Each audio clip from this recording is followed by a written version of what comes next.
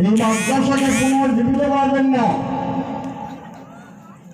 পাগড়ি আছে, পাঞ্জাবি আছে, লম্বা নামাজ পড়ে না, এই মাদ্রাসার অবস্থা হয়েছে, এই মাদ্রাসার অবস্থা হয়েছে।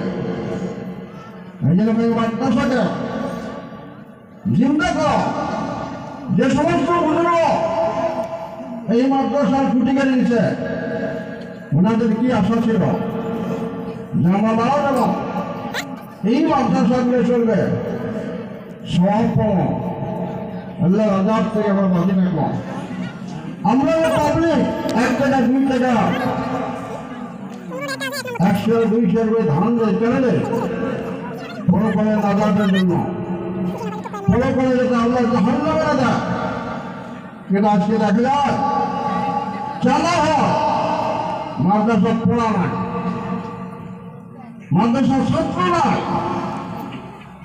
মানে আপনাদের কাছে অনুরোধ করলাম, আমরা সিনিয়র মানুষ হিসেবে, সিনিয়র আলেম হিসেবে, মুরব্বী হিসেবে এই জায়গা পার্শ্ববর্তী মাদ্রাসা লালুর মেহরবানি আছে, পার্শ্ববর্তী মেহরবানি ফরমানি আছে,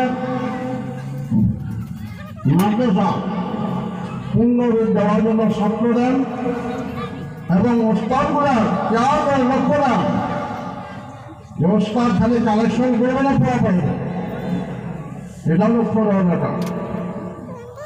আমরা ছাত্র দেওয়ার জন্য রাজ দিয়েছি, ছাত্র যেন মাদ্রাসার পূর্ণ পর্যায়ে উন্নতি আমলগুলো হয়। কথাটা অনেকের ভালো লাগবে, অনেকগুলো বেড়া লাগবে।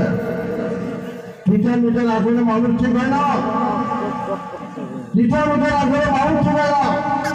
কেন মাদ্রাসা অবস্থায় লোকায় মাদ্রাসা কেন বানিয়েছে? ছেড়ে মাদ্রাসা জানা আছে, ছেড়ে নাই। আচ্ছা এটা পাবলিকের দোষ, আমি শিক্ষক বলবো, আমি কমিটি বলবো, 10 টাকা